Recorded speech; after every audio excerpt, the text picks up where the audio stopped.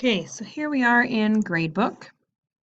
So I think most of you have gotten as far as creating your classes and then probably having the students fill in your Google form. You have to click that the form is going to be on here and then give them the link to the student info form. Once they've done that, we want to go over to the classes form, or even if they haven't all done that, I do this sort of in fits and starts a few at a time. So let's change over to our classes page. We're going to work with our demo class today. So the next step is to load the students in. Now they're all there, but I'll just show you where the button is. Student up, you're going to update student info, and it will ask you which class. I'm going to update Demo 101.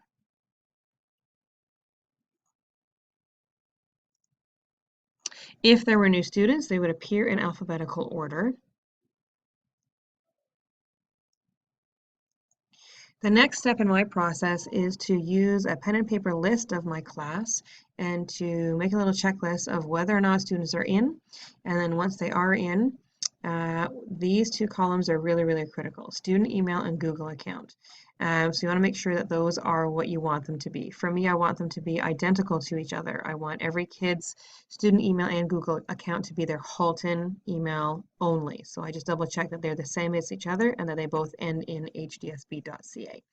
You'll get the odd mistake, which you'll either catch at that time or you'll catch when you try to share the first thing with them, which I'm going to show you how to do next. And when someone doesn't get it, they say they don't get it, so then look over their shoulder, look at their shared folder yourself and make sure that it isn't there, because maybe they're just not seeing, they don't know what the doc name is going to be. Okay, so now we're going to go over to the assignments page and we'll pull up the commands for that. So I have created this fake assignment and I'm going to share it with the demo class. So I need the URL.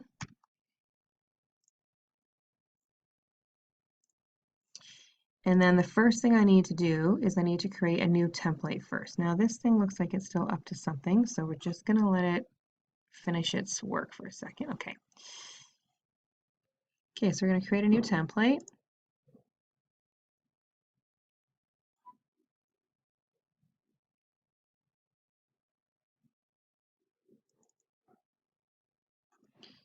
Fake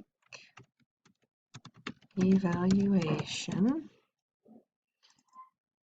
It's a document, and the URL is the one that I copied. Okay, now we're going to share this with every student in the demo class. So we're going to choose our Demo 101 class. We're going to go over here to our list of assignments. This always takes a minute to load.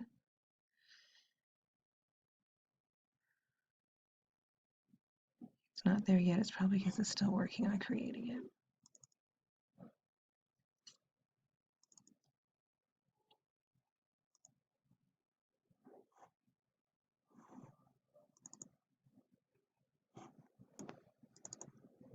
There it is, fake evaluation. And we're going to now create items. So you're going to watch here. It's going to create one for each student. This is where you need to go take a break and do something else, or sort of keep an eye on it while doing something else. You could create an item just for some of the students. We're going to create it for each of these students.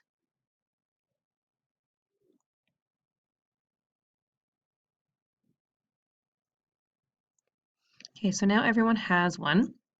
There are a couple of buttons over here that are really important. So right now they're all open. If I would rather, so let's say we're working on our performance task or a final exam, and you don't want kids to be able to do anything to these documents when they're not supposed to be. Then what I would do is, again, select the class, select the item, fake evaluation,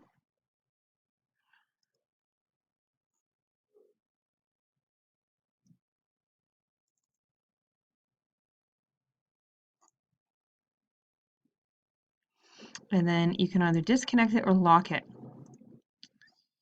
Disconnecting means that it will no longer appear in the list in their drive. It is completely gone. It vanishes. It's as if it was never there. Locking means that they can view it, and I believe they can view your comments, but they can't edit it. So that's what I did last semester when it was exam take-up day. I just switched directly from disconnected to locked. And you could see it change right here in terms of what it said. It no longer said disconnected, it said locked. And then as the students came in, I just checked that they could in fact see their work.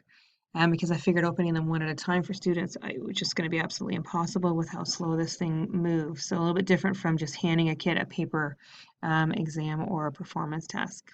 Okay, so you have those options there. All right.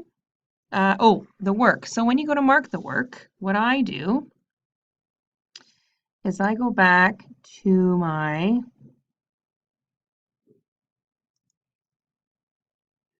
Gradebook folder and go into Gradebook files.